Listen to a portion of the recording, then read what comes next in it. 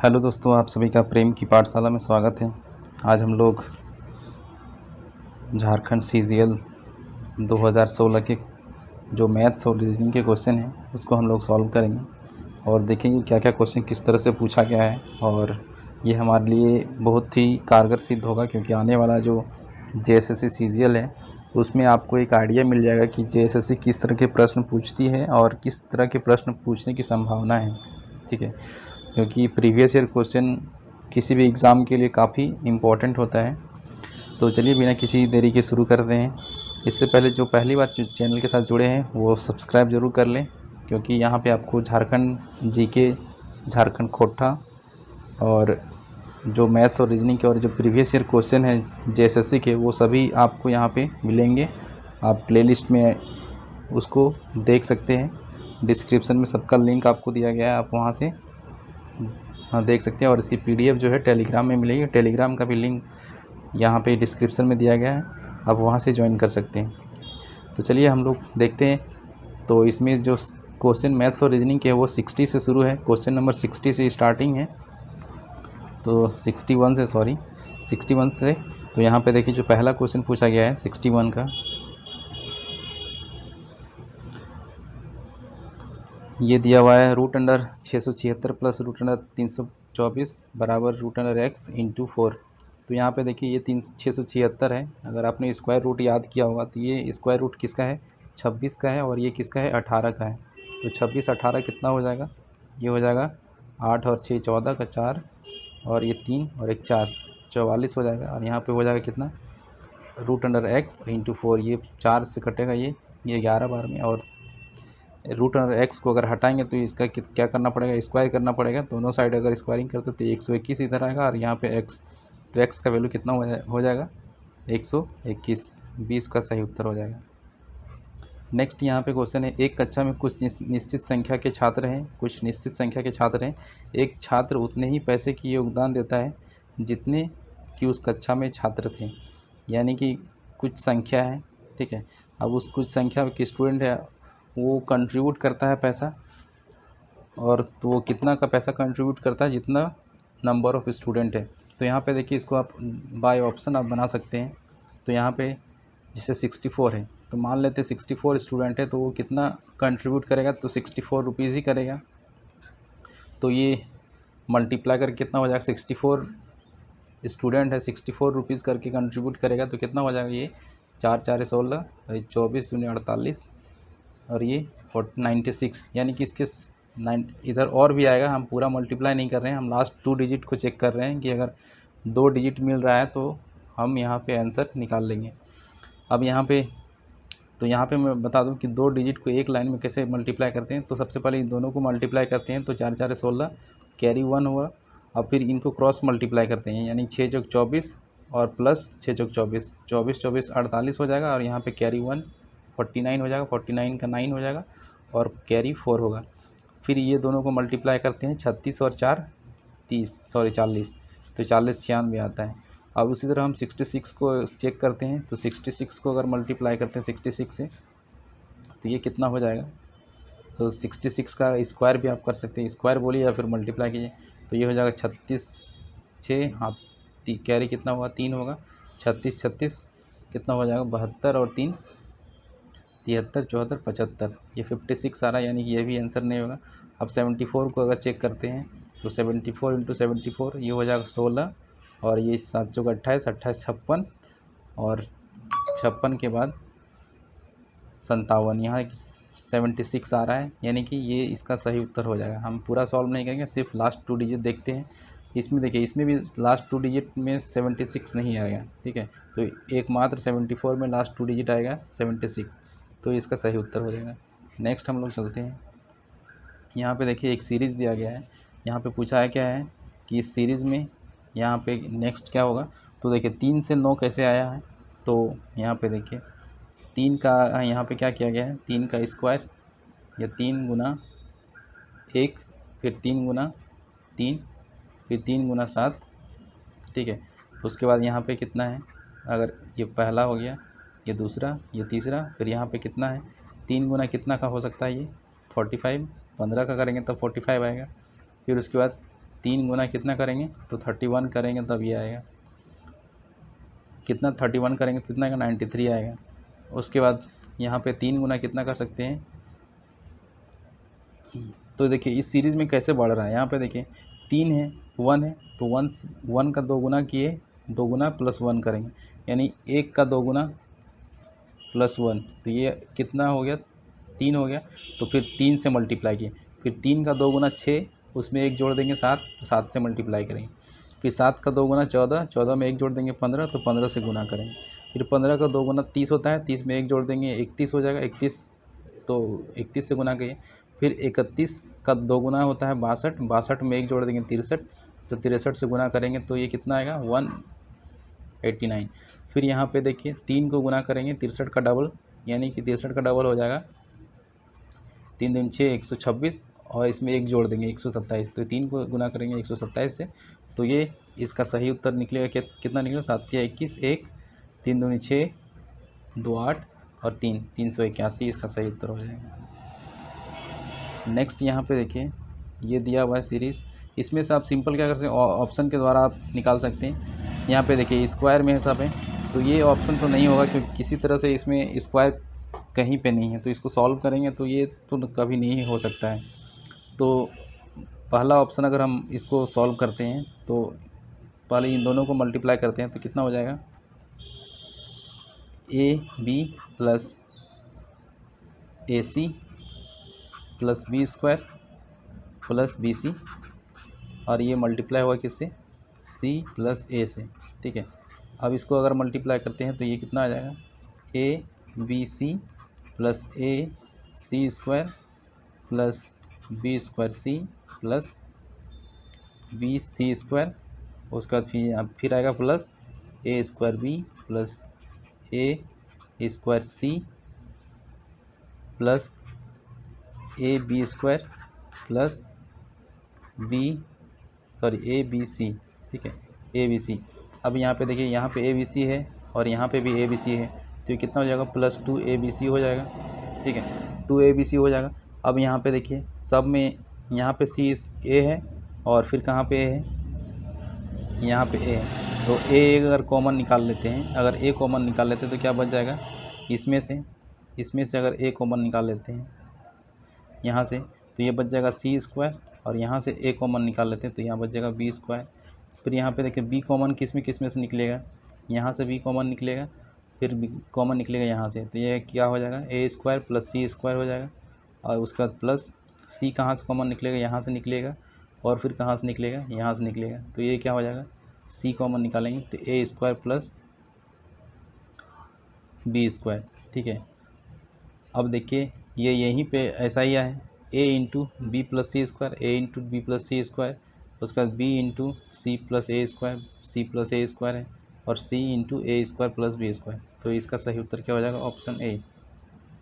Next question हम लोग देखते हैं। यहाँ पे है x का वैल्यू दिया हुआ है और पूछा है कि x² प्लस 1/x² क्या है। तो यहाँ पे देखिए एक फार्मूला होता है, अगर हम 1/x प्लस 1/x का वैल्यू अगर हमें पता होगा तो हम इसका वैल्यू आसानी से निकाल सकते हैं, क्योंकि अगर 1/x अगर समथिंग दिया हुआ है यानी a दिया हुआ है तो x² यानी कि ये इसका वैल्यू क्या हो जाएगा a² माइनस 2। तो हमें क्या निकालना है वैल्यू x प्लस 1/x का वैल्यू।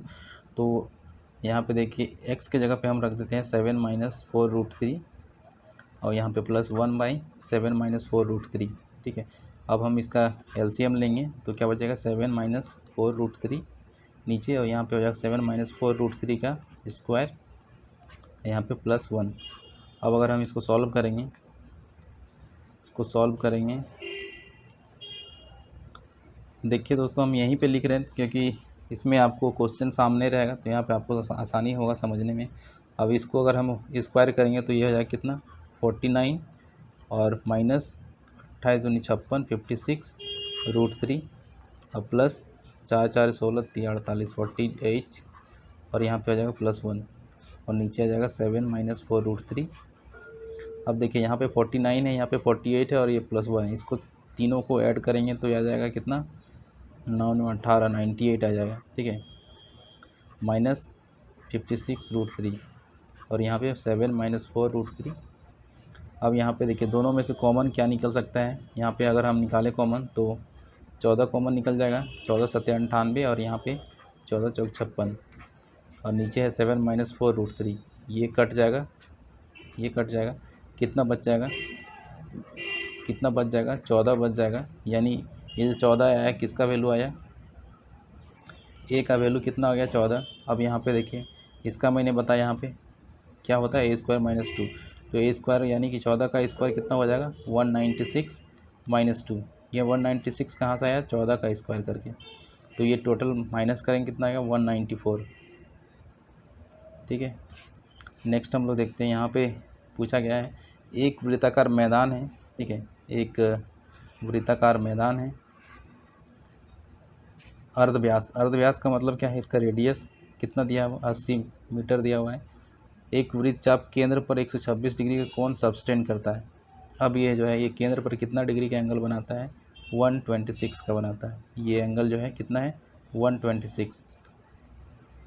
इस भाग पर 5 रुपये प्रति वर्ग मीटर की दर से टाइल्स लगवाने, यानी कि ये जो एरिया है, ये जो एरिया है ये, इस पे टाइल्स लगाना है 5 रुपये प्रति वर्ग मीटर स्क्वायर के दर से। तो कितना टाइल्स में का खर्च, टाइल्स का कितना खर्च आएगा, तो हम इसका अगर एरिया निकाल लेंगे तो फिर उसको 5 से मल्टीप्लाई कर देंगे तो वो खर्च निकल जाएगा। तो सबसे पहले हम निकालते हैं पाया, इस वृत्त का क्षेत्रफल क्या होता है πr² होता है। तो ये कब होता है जब 360 डिग्री होता है, जैसे 360 डिग्री अगर टोटल इसका एंगल होता है तो कितना होता है उसका क्षेत्रफल πr²। तो 1 डिग्री पे क्या हो जाएगा πr² बटे 360 डिग्री। तो हमें निकाला 126 डिग्री का एरिया कितना हो जाएगा, 126 डिग्री का एरिया कितना हो जाएगा, तो πr² बटे 360, यहाँ पे गुना हो जाएगा 126। यहाँ पे अगर हम इसको सॉल्व करें तो 6 छक 36 और यहाँ पे 6 दूनी 12, 6 एका 6, फिर यहाँ पे कितना बार में कट जाएगा 3, 3 2 बार में 20 बार में कटेगा और यहाँ पे 7 बार में कटेगा। ठीक है, अब यहाँ पे अगर हम पाई का वैल्यू बैठा दें 22/7 और नीचे 20 है। ठीक है, 20, तो यहाँ पे गुना कर देंगे, आर का वैल्यू कितना है 80 है, तो 80 हम यहाँ पुट कर देते हैं, 80 स्क्वायर, 80 गुना 80 और यहाँ पे कितना था 7, यहाँ पे गुना 7, ये 7 और ये 7 कट जाएगा। उसके बाद यहाँ पे 20 चौक 80, 4 बार में कट जाएगा, तो ये कितना आ जाएगा। उसके बाद अब कितना आ गया, यहाँ पे 4 है, यहाँ पे 80 है, यहाँ पे 22 है। ठीक है, तो 22 चौक कितना होता है 88, 88 गुना 80, ये कितना आ जाएगा 64, 64 और 6 70, 70 40 है, यानी इसका क्षेत्रफल कितना निकलेगा 70 40।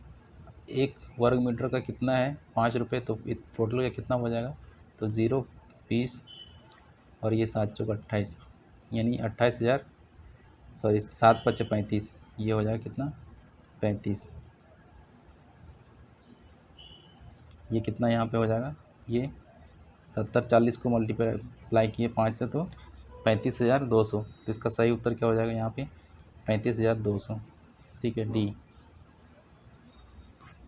नेक्स्ट यहाँ पे है एक कंपनी अपने सेल्समैन के लिए सेल कमीशन 4 से 5% कर देती है, यानी कि किसी कंपनी के जो सेल्समैन है उसका जो कमीशन मिलता था, कुछ भी कमीशन मिलता था, तो उसको कितना बढ़ा दिएगा 4 से 5%, यानी कि 1% से बढ़ोतरी हो गया, यानी कि 4% से 5% गया, यानी कितने परसेंट का वृद्धि किया 1% का। तो 1% 4% का कितना है, तो ये कितना है 25% है, यानी कि कितना का बढ़ोतरी हुआ 25% का बढ़ोतरी हुआ। अब मान लेते हैं, अब यहाँ पे देखिए फिर बोला किंतु व्यक्ति की आमदनी में कोई परिवर्तन नहीं होता है, तो सेल्स की मात्रा का स्तर कितना कम गया होगा, यानी कि सैलरी तो बढ़ा दिया लेकिन उसका जो सेल्स का मात्रा है वो कम हो गया, तो आमदनी तो में परिवर्तन नहीं हो रहा है, तो कितने से घट गया होगा। तो मान लेते हैं कि उसका सैलरी अगर 100 रुपये था तो 100 रुपये से बढ़ के कितना हो गया, क्योंकि कमीशन बढ़ गया है, तो कमीशन बढ़ के कितना हो जाएगा तो 125% बढ़ रहा है। यहाँ पे देखिए 25% बढ़ रहा है, तो कितना हो जाएगा, 125 हो जाएगा, 125 रुपये हो जाएगा। लेकिन बोल रहा है कि उसके आमदनी में कोई प्रभाव नहीं पड़ा, तो आमदनी तो उसका कितना है, 100 ही है, तो 100 रुपया ही होगा। तो सेल का मात्रा घटाना है, तो सेल्स कितना घटाना है, तो ये 25 आ गया, तो 25 रुपये घटाना है। ठीक है, तो ये 25 घटाना है, कम हो गया है, कितने में कम हो गया है, तो 125 में कम हो गया है, तो गुना 100, तो 25 बचे 125, ये 5 से कटेगा 20, तो ये हो जाएगा 20%। नेक्स्ट चलते हैं। यहाँ पे पूछा गया है यदि m और n पूर्णांक है ताकि m का power n m to the power n बराबर 121 है। अब यहाँ पे देखिए 121 को हम क्या लिख सकते हैं, यहाँ पे 121 को क्या लिख सकते हैं, 11 का स्क्वायर लिख सकते हैं। अब यहाँ पे देखिए m के जगह पे कितना हो गया 11 और n के जगह कितना हो गया 2, तो यहाँ पे m का वैल्यू कितना बैठा देते हैं 11 माइनस 1, और यहाँ पे n का वैल्यू कितना रख देते हैं 2 प्लस 1, यानी कि ये कितना हो गया 10 का पावर 3, तो इसका सही उत्तर हो जाएगा डी।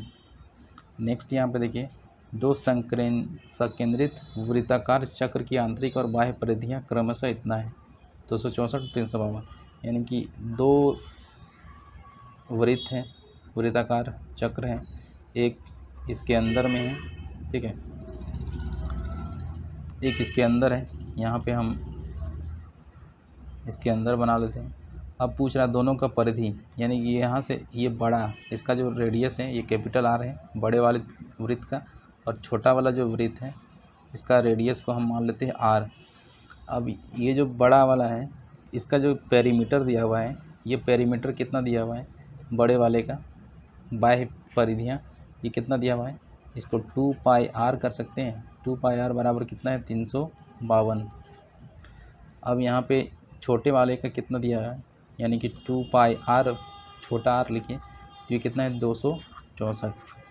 दोस्तों यहाँ पे पूछा गया है चक्र की चौड़ाई क्या है, तो ये जो चक्र है तो चौड़ाई कौन सा है, यही पार्ट चौड़ाई है, ये पार्ट अगर हमारा निकल जाता है, ये कितना है, तो यही चक्र का क्या हो जाएगा चौड़ाई होगा। तो ये पार्ट निकालने के लिए हमें क्या करना पड़ेगा, जो कैपिटल आर है, क्योंकि कैपिटल आर यहाँ से यहाँ तक है, अगर यहाँ से यहाँ तक का है और हम इस पार्ट को यहाँ से यहाँ तक को अगर माइनस कर देते हैं तो ये हमारा पार्ट निकल जाएगा। यानी कि अगर चक्र का चौड़ाई निकालना है तो हमें चाहिए आर माइनस आर चाहिए, तो आर माइनस आर चाहिए, तो हम यहाँ से आर का वैल्यू निकाल सकते हैं और यहाँ से हम छोटा आर का वैल्यू निकाल सकते हैं। तो यहाँ पे देखिए ये कट जाएगा 2 से 2 1 2 से 14 2 6 12, और यहाँ पे आर का अगर वैल्यू निकालेंगे तो 176 और डिवाइडेड बाय 22/7 होगा पाई का वैल्यू, तो 7 ऊपर चला जाएगा, 7 यहाँ पे हो जाएगा, तो ये कट जाएगा कितना से, अरे 11 दूनी 22 और 11 1 11 और 11 6 66, ये 2 से कटेगा 8 बार में, तो ये कितना जाएगा 56। कैपिटल आर कितना निकल गया 56, माइनस छोटा आर निकालेंगे, यहाँ से 2 से कटेगा 13 132 बार में, और छोटा आर का वैल्यू हो जाएगा 132 बटे, यहाँ पे पाई नीचे आएगा तो 22 और 7 ऊपर जाएगा तो 7 यहाँ पे। अब यहाँ पे इसको अगर सॉल्व करेंगे तो ये आ जाएगा कितना 11 दूनी 22 और यहाँ पे 11 132, यहाँ पे मैं सॉल्व कर दे रहा हूँ, 132 है और नीचे है 22, यहाँ पे है 7, तो 11 दूनी 22 और 11 का कट जाएगा एक बार में, 11 दूनी 22, ये 2 बार 6 बार में, ठीक है, तो कितना हो जाएगा 6, तो 7 छक कितना हो जाएगा 42, छोटा आर का वैल्यू कितना निकल गया 42। अब यहाँ पे देखिए 56 माइनस 42 कितना हो जाएगा, 6 में 2 जाने से 4, 5 में 1 जाने से 14, तो इसका सही उत्तर हो जाएगा 14। नेक्स्ट हम लोग चलते हैं, एक वृत्ताकार मैदान की लंबाई, ठीक है, एक वृत्ताकार मैदान है, मैदान में क्या है 180 मीटर लंबाई और 120 मीटर चौड़ाई का आयताकार टैंक है। यानी कि यहाँ पे एक वृत्ताकार मैदान है और इसके अंदर क्या है एक आयताकार टैंक है, और इस टैंक का लंबाई कितना है 180 मीटर और इसका चौड़ाई कितना है 120 मीटर। यदि आयताकार टैंक के चारों ओर के वृत्ताकार मैदान का क्षेत्रफल, यानी ये आयताकार टैंक है इसके चारों ओर, तो इसके चारों ओर कौन सा पार्ट है, यही पार्ट है, ये पार्ट है, ठीक है, तो इस पार्ट का क्या दिया है, क्षेत्रफल दिया है। इस पार्ट का क्षेत्रफल कितना दिया है, 40,000 मीटर स्क्वायर। तो पूछ रहा है कि मैदान की परिधि कितनी होगी। तो मैदान की परिधि निकालने के लिए हमें क्या चाहिए, इसका रेडियस चाहिए।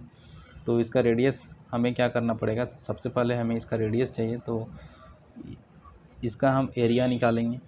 तो इसका एरिया निकालने के लिए हमें क्या करना पड़ेगा, इसके एरिया से हम इसके एरिया को, अगर हम ये जो रेक्टेंगल है इसके एरिया को निकाल के हम ये जो एरिया दिया हुआ है 40,000, उसमें अगर हम ऐड कर देंगे तो टोटल हमारा एरिया निकल जाएगा इसका। यहाँ पे देखिए,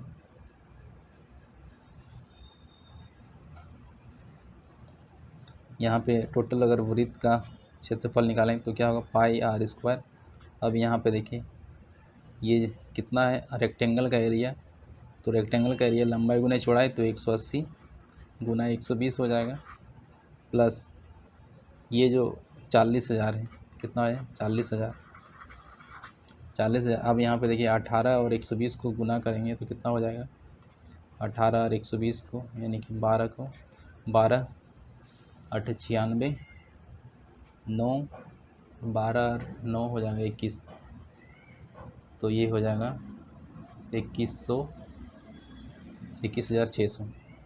तो 40,000 में 21,600 अगर हम ऐड कर दें यहाँ पे 21,600, तो ये निकल जाएगा हमारा 2061 616 100, ठीक है, 616 निकल जाएगा। अब यहाँ पे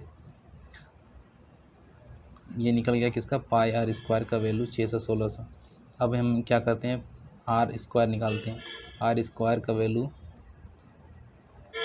यहाँ पे 22, पाई यहाँ पे इसके नीचे चला जाएगा, तो 616 100 डिवाइडेड बाई 22 और ऊपर हो जाएगा 7। अब 11 दूनी 22 कटेगा, और यहाँ पे कितना कटेगा, 11 पचे 55 और 11 छक 66। फिर यहाँ से कितने बार में, 28 बार में। तो ये कितना हो जाएगा, 28 गुना, यहाँ पे 2 जीरो हो जाएगा, 2800 गुना 7। अब यहाँ पे देखिए ये किसका वैल्यू, आर स्क्वायर। तो आर का वैल्यू निकालेंगे तो ये रूट अंडर में हो जाएगा। तो 2800 को हम क्या लिख सकते हैं, 7 गुना, ऐसे लिख सकते हैं 4, इस तरह से इसको हम 2800 को हम दूसरे तरीके से लिख सकते हैं, क्या लिख सकते हैं, 400 गुना 7 लिख सकते हैं, और ये 7 पहले से है। अब यहाँ पे देखिए 400 का स्क्वायर रूट क्या होता है, 20, और यहाँ पे 2 7 है, तो 2 7 का स्क्वायर रूट क्या हो जाएगा, 1 7। तो 7 दूनी 14, कितना हो जाएगा, 140। आर का वैल्यू कितना निकल गया, 140। अब हमें इसका परिधि निकालना है, तो 2 पाई आर। तो यहाँ पे देखिए 2 और पाई का वैल्यू कितना, 22/7। आर का वैल्यू कितना, 140, 7 दूनी 14, 20 बार में। तो 22 दूनी 44 दूनी 88, 880 मीटर। इसका सही उत्तर क्या हो जाएगा, डी, और 880 मीटर। दोस्तों आप इसको साथ ही साथ या तो बना सकते हैं, या पॉज करके आप स्क्रीनशॉट ले सकते हैं, और या साथ ही साथ आप लिखते चल सकते हैं, ठीक है। आप जिसको आपको जैसे इच्छा करें वैसे कर सकते हैं, ठीक है। नेक्स्ट हम लोग आगे चलते हैं। यहाँ पे ये सीरीज़ दिया हुआ है कि 4 है, 10 है, फिर x का दिया है। अब x का वैल्यू निकालना है कि इसमें कौन सा संख्या होगा। तो यहाँ पे ये सीरीज़ देखिए कैसे आया, 4।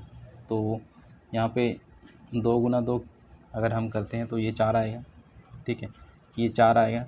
अब 4 को हम कितना से मल्टीप्लाई करेंगे तो 10 आएगा। तो 4 को अगर हम 2.5 से मल्टीप्लाई करते हैं तो ये कितना आएगा, 10 आएगा। अब देखिए यहाँ पे कितना बढ़ रहा है, 0.5 बढ़ रहा है। अब फिर 10 को हम मल्टीप्लाई करेंगे, अगर इसमें से 0.5 बढ़ा देंगे तो 3 से, तो ये कितना आएगा, 30 आएगा। तो ये कितना x का वैल्यू होगा। अब हम यहाँ पे देख लेते हैं, चेक कर लेते हैं कि x सच में 30 होगा या नहीं। अब देखिए नेक्स्ट जो है ये जो आएगा डिजिट वो कितना आएगा, 105। तो अब 105 हमें लाने के लिए क्या करना पड़ेगा, 30 को मल्टीप्लाई करेंगे कितना, 3 से 0.5 बढ़ाएंगे तो 3.5। तो ये कितना आ जाएगा, 5 तिया 15 और 3 तिया 9 और 1 10, 105 तो आ गया ये। अब 105 को अगर हम करेंगे 0.5, फिर 3.5 में बढ़ाएंगे तो 4 से, तो ये फिर हमारा कि 420 आएगा। तो इसका सही उत्तर क्या हो जाएगा, सी। नेक्स्ट यहाँ पे है, एक वृत्त से 150 डिग्री के कोण का एक भाग काट कर निकाला जाता है। यानी कि यहाँ पे एक वृत्त है, अब इस वृत्त से क्या है, एक पार्ट यहाँ से निकाल लिया गया, ठीक है, और यहाँ पे एंगल कितना है, ये 150 डिग्री है। और इस काटे हुए भाग का क्षेत्रफल, यानी कि ये जो पार्ट है, इस पार्ट का क्षेत्रफल कितना दिया हुआ है, इस पार्ट का क्षेत्रफल कितना दिया हुआ है, 25 इसका क्षेत्रफल कितना दिया है, 25/2, ठीक है। अब पूछ रहा है कि वृत्त का क्षेत्रफल, यानी इस छोटे से पार्ट का क्षेत्रफल दे दिया है, अब पूछ रहा है टोटल पूरे पार्ट का क्षेत्रफल। तो यहाँ पे हम निकाल सकते हैं कि ऐसे करके निकाल सकते हैं इसको दो तरीके से। जैसे 150 डिग्री का वैल्यू क्षेत्रफल कितना दिया है, 25/2, तो 1 डिग्री का क्षेत्रफल का वैल्यू कितना हो जाएगा, 25/2 गुना 150, ठीक है। अब ये वृत्त का पूरा का जो एंगल होता है कितने डिग्री का होता है, 360 डिग्री का होता है। तो 360 डिग्री का क्षेत्रफल कितना हो जाएगा, तो ये आ जाएगा 25/2 गुना 150 यहाँ पे, और यहाँ पे गुना 360। अब इसको सॉल्व कर देंगे, 0 0 कट जाएगा यहाँ पे 3 5 दिया 15, और यहाँ पे 5 बचे 25, फिर ये 3 3 दूनी 6, तो ये कितने बार में, 6 बार में कटेगा, तो ये टोटल कितना आ गया, 6 बचे 30। इसका सही उत्तर क्या हो जाएगा, 30 सेंटीमीटर स्क्वायर। नेक्स्ट यहाँ पे एक क्यूब है, क्यूब का बॉडी डायगोनल दिया हुआ है, कितना दिया हुआ है, 3√3। सबसे पहले जान लेते हैं कि ये बॉडी डायगोनल क्या चीज़ है। तो बॉडी डायगोनल क्या बोलते हैं, जैसे कि मान लीजिए ये एक क्यूब है,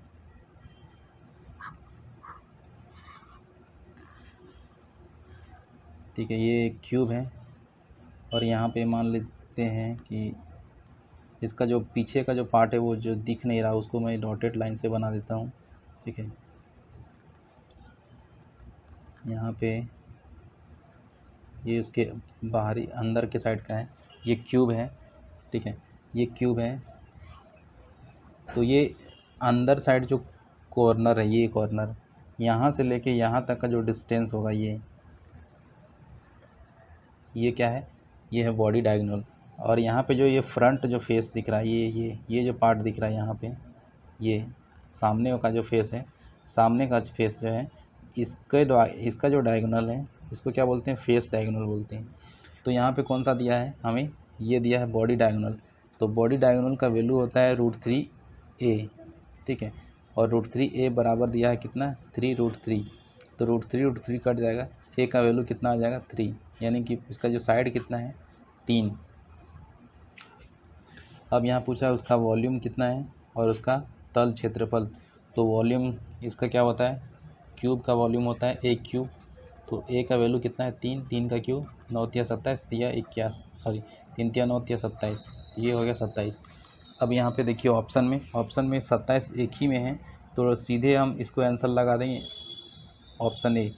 लेकिन अगर हमको चेक भी करना है कि तल क्षेत्रफल कितना है, सच में 54 है या नहीं, तो उसके लिए भी आप चेक कर सकते हैं। हालांकि एग्ज़ाम में आप डायरेक्ट कर सकते हैं, क्योंकि 27 अब किसी में नहीं आ रहा है।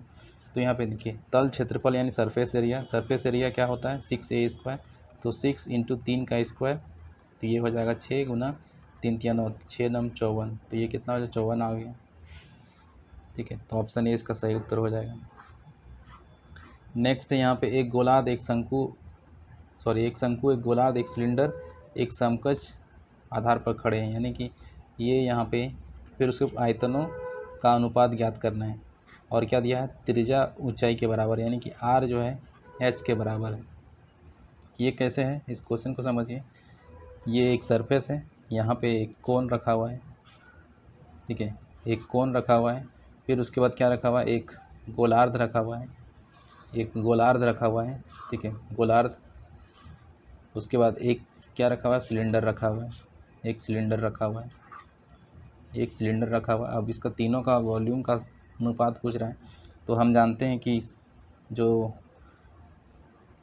कोन होता है, कोन का वॉल्यूम क्या होता है, 1/3 πr²h। इसका अनुपात कितना है, गोलार्ध का क्षेत्रफल आयतन क्या होता है, 2/3 पाई आर क्यू, और फिर यहाँ पे आ जाएगा कितना, सिलेंडर, सिलेंडर यानी कि इसको बोलते हैं बेलन, बेलन का आयतन क्या होता है, पाई आर स्क्वायर एच। यहाँ पे देखिए एच क्या है, आर के बराबर है, तो जहाँ जहाँ पे आर स्क्वायर है एच है तो वो क्या हो जाएगा, आर क्यू हो जाएगा। तो यहाँ पे r q, pi r q हो गया, और यहाँ पे पाई आर क्यू कट जाएगा। फिर यहाँ पे देखिए एच आर के बराबर, तो यहाँ भी पाई आर क्यू हो जाएगा, ये भी कट जाएगा। तो यहाँ बच जाएगा 1/3 अनुपात 2/3 अनुपात 1। तो इसको अगर सॉल्व करेंगे, तीनों में 3 3 मल्टीप्लाई कर देंगे तो ये 1 यहाँ बच जाएगा, यहाँ पे 2 और यहाँ पे 3। तो इसका सही उत्तर क्या हो जाएगा, 1/2/3।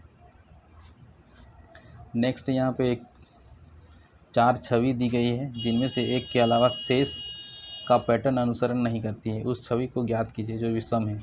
तो इसमें से देखिए, अगर आप देखेंगे तो ये क्या है, 90 डिग्री से चेंज हो रहा है यहाँ पे, इस फिगर में ये क्या हो रहा है, 90 डिग्री से चेंज हो रहा है यहाँ पे।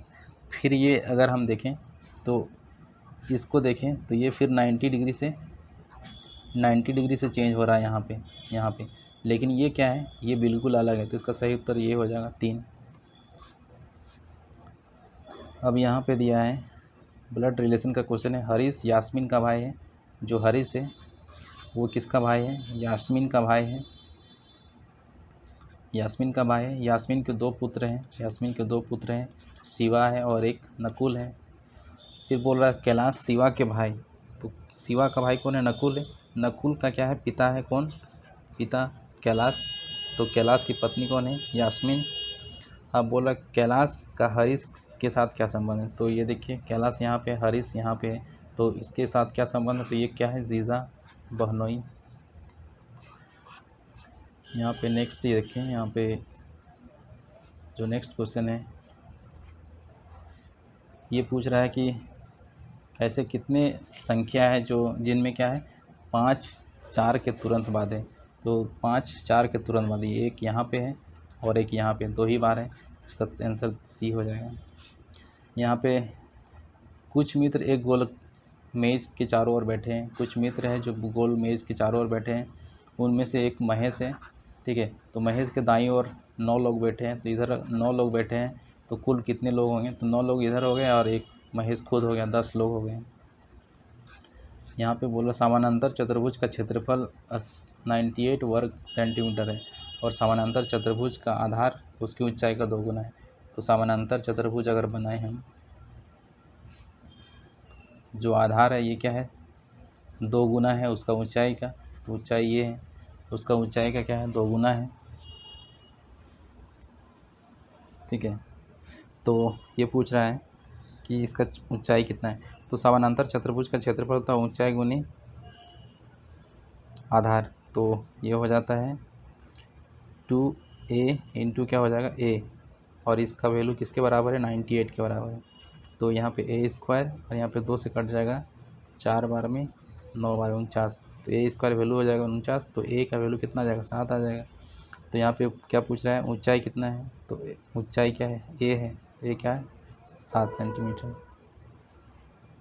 एक समलंबाकार नहर की ऊपरी भाग 10 मीटर चौड़ी, एक नहर है, ठीक है, जो ऊपर में का वो जो भाग है ये कितना है, 10 मीटर चौड़ा है, और निचला भाग जो है कितना है, 6 मीटर, निचला भाग कितना है, 6 मीटर। यहाँ पे देखिए इस तरह से नहर है, ठीक है, ये कितना है, 6 मीटर है।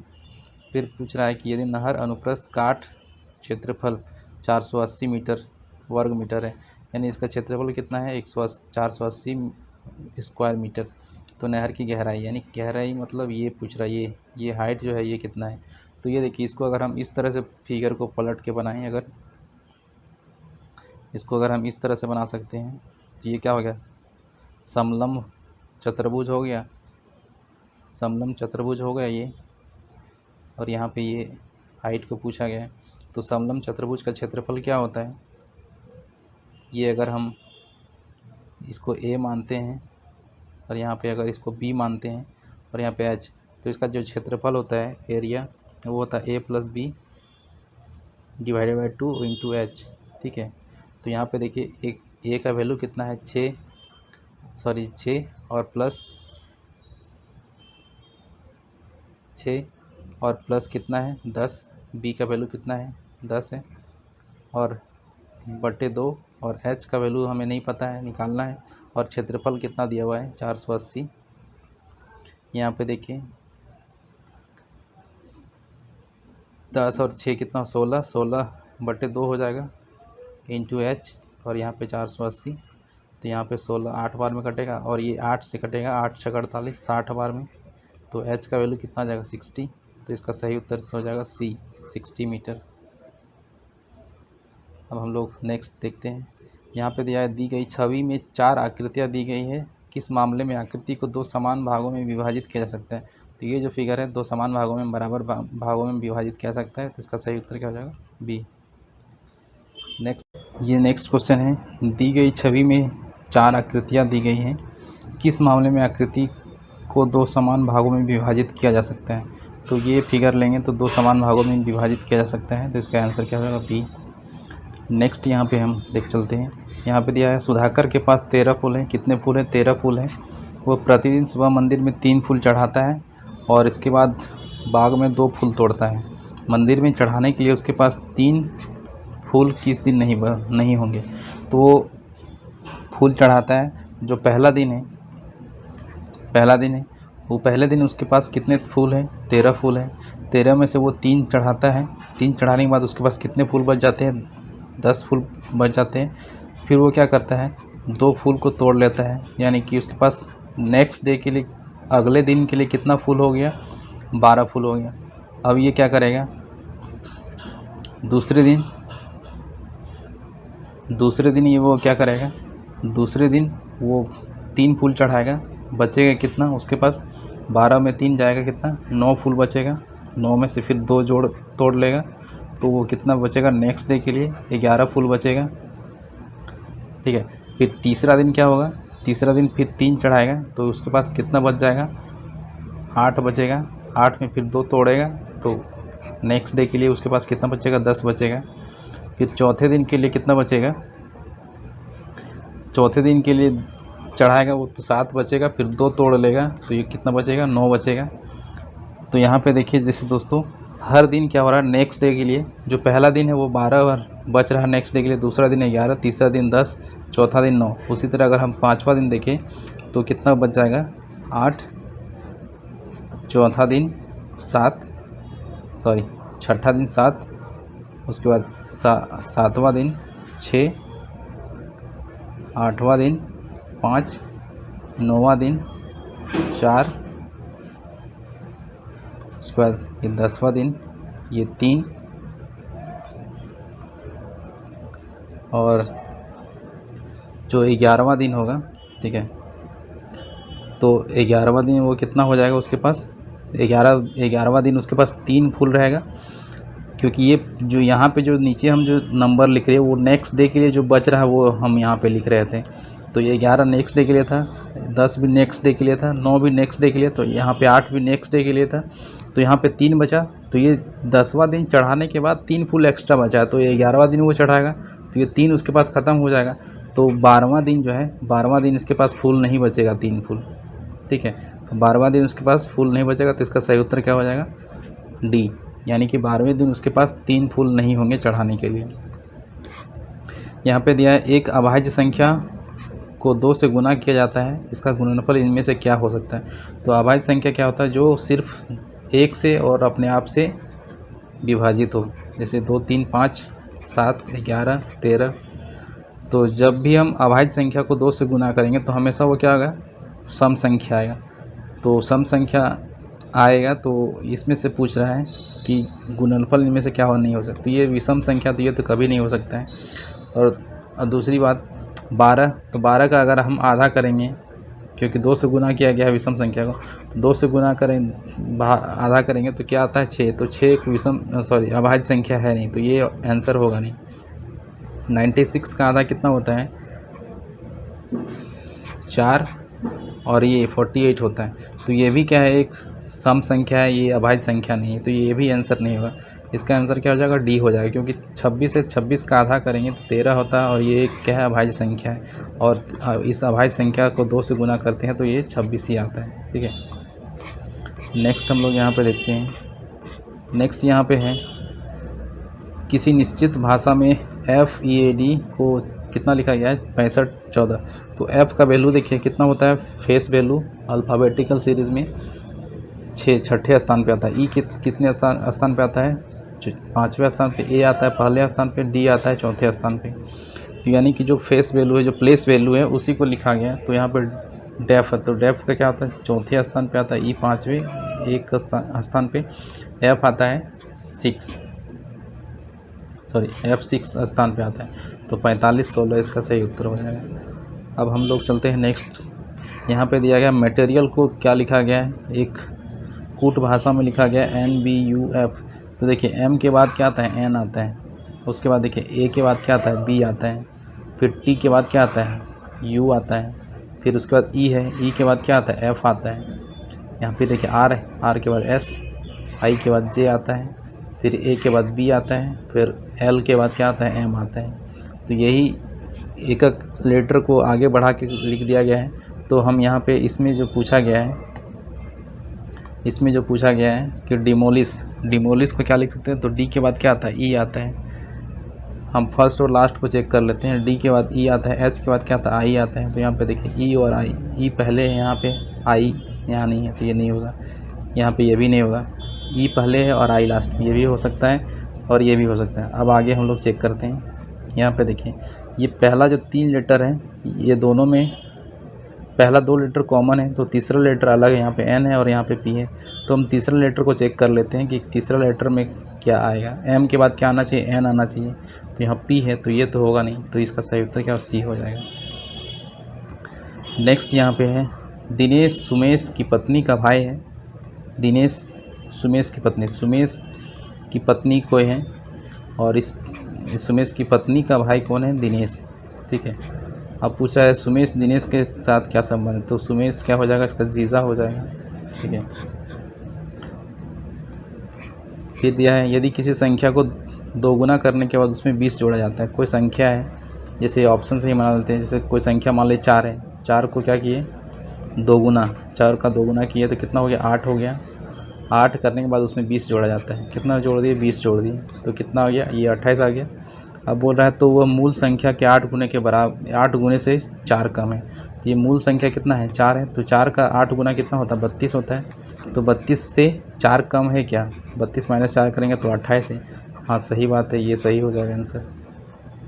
ये आप ऑप्शन से बना सकते हैं। हालांकि ये ऑप्शन ये पहले ही आ गया था, पहले ही ऑप्शन में हमें मिल गया, इसलिए ये आसान हो गया। हालांकि अगर ये 4 यहाँ पे होता तो हमें तीनों को चेक करना होता। नेक्स्ट यहाँ पे दिया है कि ये देखिए दोस्तों, ये क्या होता है ना, ये डायरेक्ट एक फार्मूला होता है अलजेब्रा में। ठीक है।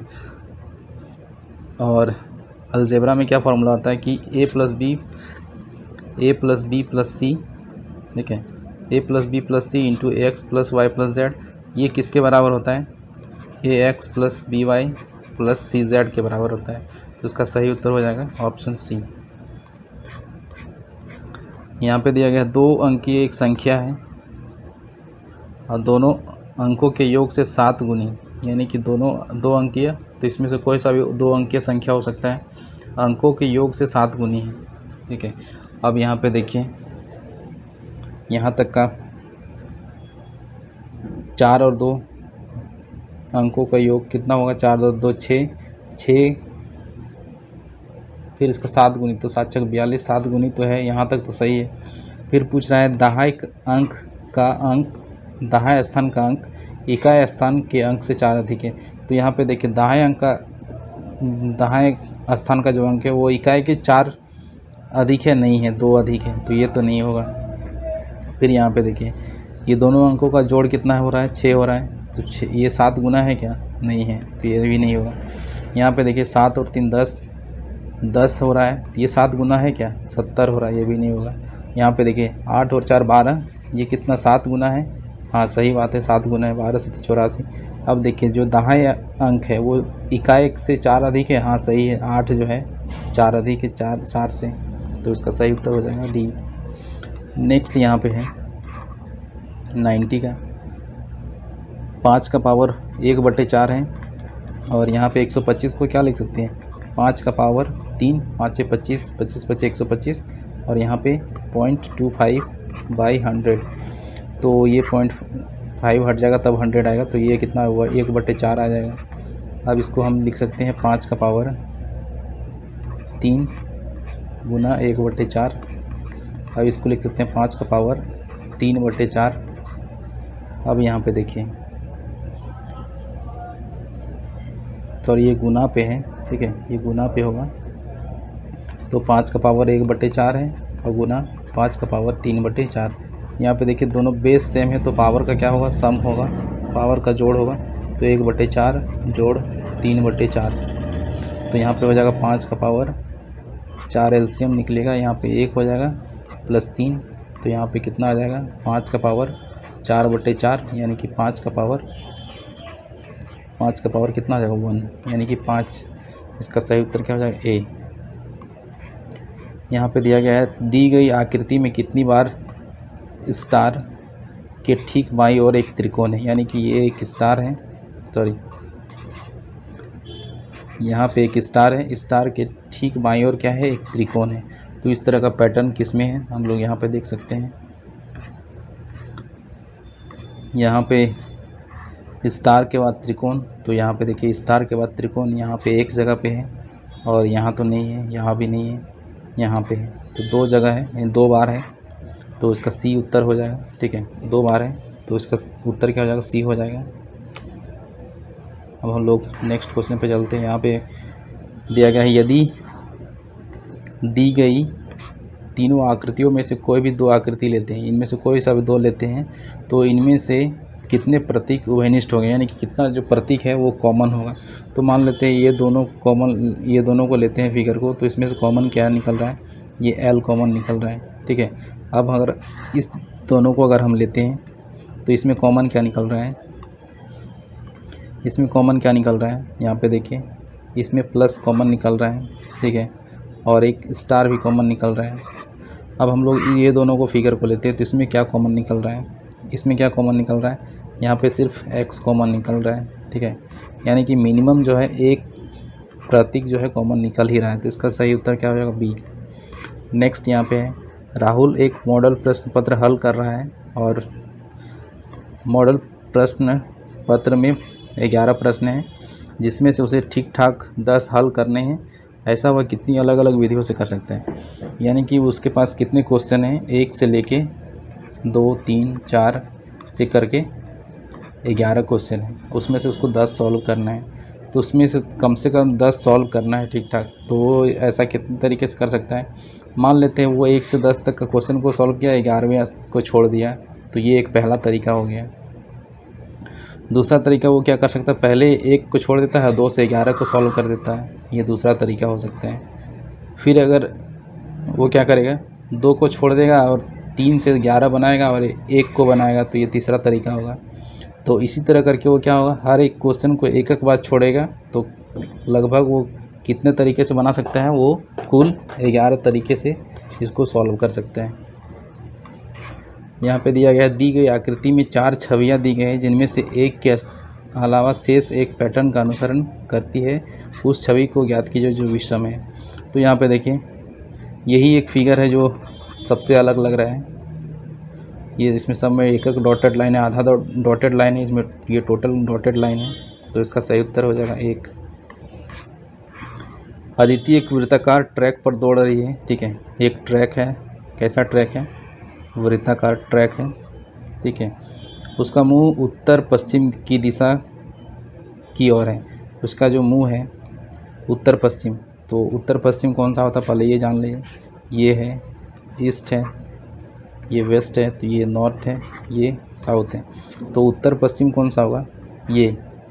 तो यहाँ पे अगर हम बनाएं, यहाँ पे अगर हम बनाएं तो इसमें इस फिगर में क्या हो जाएगा, उत्तर पश्चिम, ठीक है, तो ये उत्तर पश्चिम कौन सा हो जाएगा, ये वाला, ये हो जाएगा उत्तर पश्चिम, यानी कि वो किस दिशा में दौड़ रही है, ये फेस हो जाएगा, उत्तर पश्चिम का फेस यही हो जाएगा उत्तर पश्चिम। तब वह दौड़ शुरू करती है, यहाँ से वो दौड़ना शुरू करती है, 3.5 राउंड दौड़ने के बाद उसका मुंह किस दिशा में होगा। तो देखिए यहाँ पे अगर यहाँ से वो शुरू करती है तो उसका आधा कहाँ पे होगा, यहाँ पे होगा, यानी कि पहले राउंड पूरा करने के बाद दूसरा राउंड पूरा किया, तीसरा किया, फिर उसके बाद यहाँ पे आ गए, तो ये 3.5 हो जाएगा। 3.5 यहाँ पे पहुँच गई। अब यहाँ पे उसका फेस किस डायरेक्शन में, तो यहाँ पे देखिए ये किस डायरेक्शन में दिखा रहा है आपको। अगर यहाँ पे देखें तो यहाँ पे अगर मैप ड्रॉ करें तो ये क्या हो जाएगा, इधर हो जाएगा नॉर्थ, इधर हो गया साउथ, इधर हो गया ईस्ट। तो साउथ ईस्ट यानी कि क्या होगा, दक्षिण पूर्व। दी गई छवि में 4 आकृति दी गई है, इनमें से 6 कोने किसके हैं। तो यहाँ पे देखिए 6 कोना किसका है, यहाँ पे देखिए 6 कोना किसका है। इसमें कितना कोना है, 1 2 3 4 5, ये तो नहीं होगा। 1 2 3 4 5 6, ये हो सकता है, ये इसका सही उत्तर हो जाएगा। इसमें 1 2 3 4, 1 2 3 4, तो इसका सही उत्तर क्या हो जाएगा, 2। उसके बाद यहाँ पे एक श्रृंखला दिया गया है 21 7 111 37। यहाँ पे देखिए 21 है, 21 को अगर हम 3 से भाग देंगे तो 7 आएगा। फिर 100 ये 7 आएगा।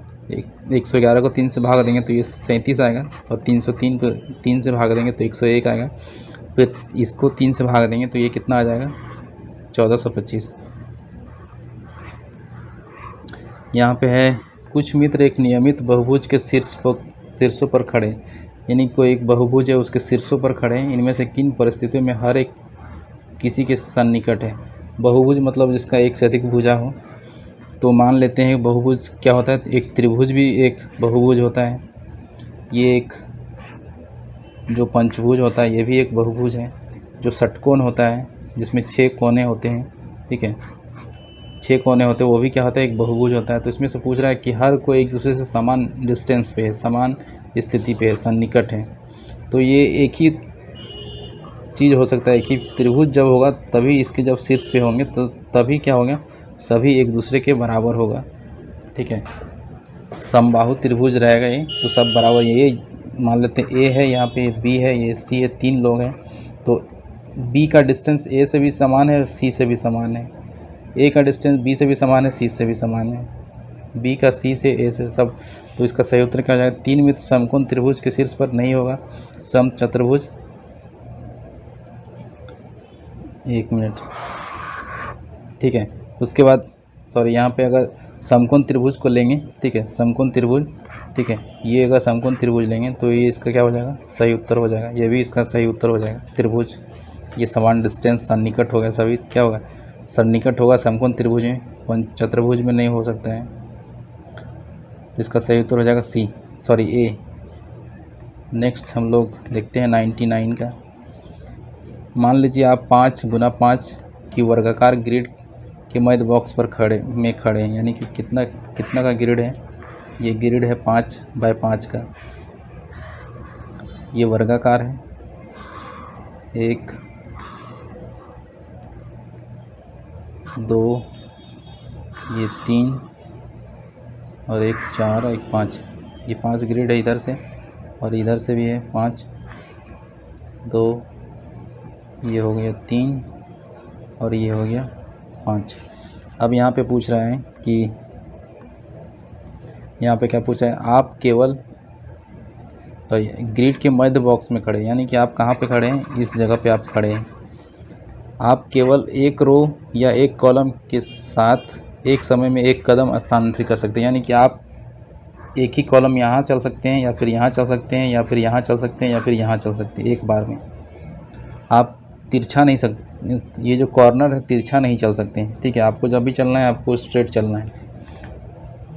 अब यहाँ पे बोल रहा है 2 कदम चलकर इनमें से कहाँ नहीं पहुँच सकते हैं। तो सबसे पहले देखिए 2 कदम चलेंगे, अगर इधर 2 कदम चलेंगे तो यहाँ पहुँच सकते हैं। दूसरा 1 कदम यहाँ चलें, दूसरा कदम यहाँ चल सकते हैं, यहाँ पहुँच सकते हैं। फिर पहला कदम यहाँ, फिर यहाँ पहुँच सकते हैं। अगर इधर चलें तो यहाँ पहुँच सकते हैं, दूसरा में यहाँ पहुँच सकते हैं। अगर एक दूसरा तरीका अपना यहाँ, तीसरा यहाँ पहुँच सकते दूसरा में, फिर उसके बाद यहाँ पहुँच सकते हैं, फिर उसी सेम तरह यहाँ और यहाँ पहुँच सकते हैं। उसके बाद अगर हम देखें तो ये नेक्स्ट यहाँ पहुँच सकते हैं, यहाँ पहुँच सकते हैं, और ये यहाँ पहुँच सकते हैं।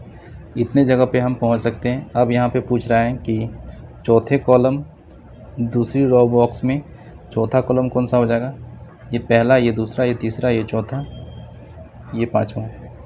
ये चौथा कॉलम का दूसरा रो, ये पहला रो, ये दूसरा रो का चौथा कॉलम। हाँ, यहाँ पहुँच सकते हैं। कोने के बॉक्स में हम नहीं पहुँच सकते हैं, तो इसका सही उत्तर क्या हो जाएगा? कोने के बॉक्स में। उसके बाद यहाँ पे जो अंतिम क्वेश्चन है, यहाँ पे दिए गया है 4 विकल्प दिए गए हैं। कौन सा अक्षर दाईं आकृति में देखा जा सकता है? तो यहाँ पे देखिए दाईं आकृति में क्या क्या देखा जा सकता है, तो हम डायरेक्ट इसको ऑप्शन में ही देख लेते हैं।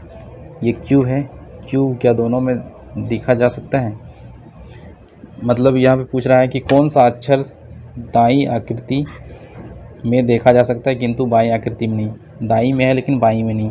देखिए यहाँ पे क्यू दाईं में है, यहाँ पे बाईं में है नहीं, तो इसका सही उत्तर क्या जाएगा? Option A. एक बार जेड को भी चेक कर लेते हैं। देखिए यहाँ पे जेड है, लेकिन इसमें भी जेड, लेकिन क्या बोला था कि दाईं में होना चाहिए, बाईं में नहीं होना चाहिए, तो बाईं में देते हैं। एम देखिए यहाँ पे भी एम है और ये एम यहाँ भी है। बी देखिए यहाँ पे भी बी है और यहाँ पे भी है। एक मात्र क्यू है जो सिर्फ दाईं में है, बाईं में नहीं है। तो दोस्तों यहाँ पे समाप्त होता है 20 क्वेश्चन रीजनिंग के और 20 क्वेश्चन मैथ के। और हम लोगों ने 2016 के ये क्वेश्चन को सॉल्व किया है। जिन्होंने इससे पहले की जो वीडियो है JSSC SI का 6-7 सेट मैंने कराया है, उसके वीडियो है, नहीं देखा है अगर आपने तो वहाँ आप डिस्क्रिप्शन में लिंक दिया गया है, प्लेलिस्ट में आप जाकर देख सकते हैं। वीडियो आपको कैसा लगा? अगर अच्छा लगा तो लाइक करें, दोस्तों के साथ शेयर करें, और अगर पहली बार जुड़े हैं तो सब्सक्राइब करना ना भूलें। मिलते हैं एक नए वीडियो में, तब तक के लिए धन्यवाद। Take care.